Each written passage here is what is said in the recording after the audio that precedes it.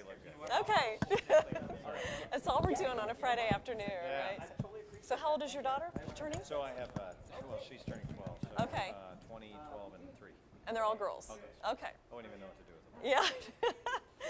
Well, I have How about one. yours is- Well, I have a boy who's 8 and a daughter who turns 7 next week, and her okay. birthday party's Sunday. And I'm trying to. My son has some entrepreneurial tendencies. Those so are some important years, trying too. to push in there, yeah. Yeah. That's good. Thank you. Can't remember. Is the hotel that I'm way ready. or that Josh, way? are you I'm going to ready? run that way or that way. I'll Okay. figure it out. We're up. We're Blah, blah, rolling. blah. Yep. Okay. Rock and roll. Okay. Okay, welcome back to Facebook Live. I'm Jane King at the NASDAQ. We're wrapping up YPO Innovation Week. With me today, McKeel Hagerty of Hagerty Insurance. And I guess, when I first saw insurance, I was like, wow, there is innovation that goes on in insurance. You think of it as a very static kind of business Yes. model, measuring risk. But it's an industry that also needs innovation. Oh my God! I mean, insurance they were really the first industry to use data, and really what you'd think even remotely true, close to yeah. big data to start analyzing risk. We're a very specialty niche in the insurance space. We insure classic cars, vintage cars all around the world. But because we're involved not just in the selling, but also in the risk taking and in the reinsurance side of the business, you start playing this data game. And really as you refer to it in the insurance world, is it's the game of inches. What used to be all about judgment has now become, very much informed by data. Even if I'm not saying there's no judgment involved in what risk you take, what risk you don't take. Insurance has been massively innovated, but it's also massively competitive at the large end. I mean, if you think of the big industry of insurance, there are all of these brands, several of which have been built really, in very significant ways in the last decade or so. And they're trading body blows. It's like, they're bigger advertisers than beer now. So that really says something. That. Wow. Oh, yeah. It's amazing. That is amazing. Well, Yes. you do see a lot of insurance ads now that you think about it. So you're also the president of YPO. Chairman of YPO, Chairman, yes. The next incoming chairman, yes. Okay. Yes. And is this the worldwide group or a local group or what's? Yes, so YPO has all the way sort of up in the organization of our 24,000 members. We have a board of directors, 22 members, and I was elected chairman of the board, and I will start in July. So I'm sort of ramping up to that and having a great time. Well, you did a wonderful job at the closing bell today, Thank so you. that Thank was you. a great speech. Tell me about the group. How did this week go? What were some of the new things, or what were some of the different things that were brought up during Innovation Week? Well, just by way of background, I mean, YPO has always been involved with a lot of innovative stuff, but, we sort of realized we need to sort of name and claim innovation within our organization. We have 24,000 CEOs, in 130 countries, $6 trillion worth of company revenues around the world, and there's all sorts of innovation happening within YPO and with our members. But we weren't sort of creating opportunities to have them get together to share those ideas in different formats and to sort of bring that knowledge and information and wisdom back to the rest of the membership.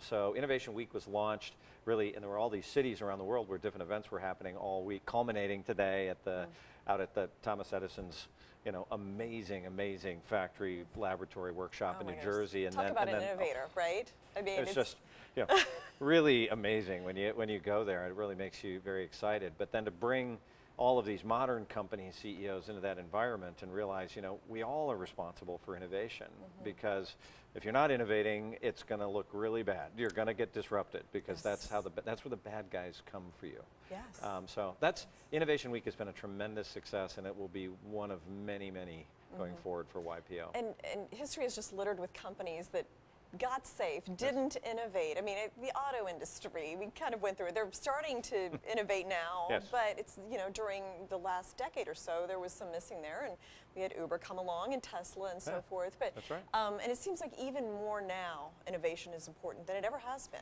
Well, it absolutely is, because, it's some of the companies you mentioned, I mean, those are just classic disruptors. I mean, where some of the big companies were playing defense, they were sitting there thinking that it was going to be absolutely impossible for them to lose market share or really lose their headway, only to be just completely disrupted by something else, and sometimes in very, very simple ways.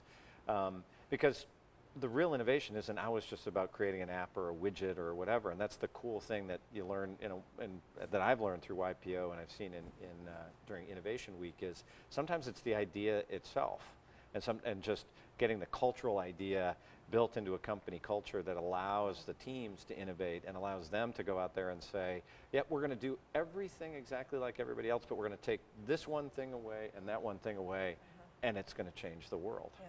It's pretty amazing. Well, even it doesn't matter how big you are, you still are subject to disruption. Oh, stand by. Stand by. So how do you implement that as a company leader to make sure that culture stays in your corporation? Yeah, I mean, first and foremost, you have to decide if you're going to be that way. And I think so much of, I've always said this, and there's some great books on the subject, is that innovation really is a mindset, and most people try to apply a technical solution to innovation. Well, we'll just get a new CIO, or we'll just bring in some really smart guys over here. Instead, the toughest parts about innovation are usually the cultural mind shifts that you have to make in the whole thing. Major, major changes, the toughest things to do. You can't hire it done, you can't plug some machine or widget in to do it. You have to change who you are as an organization.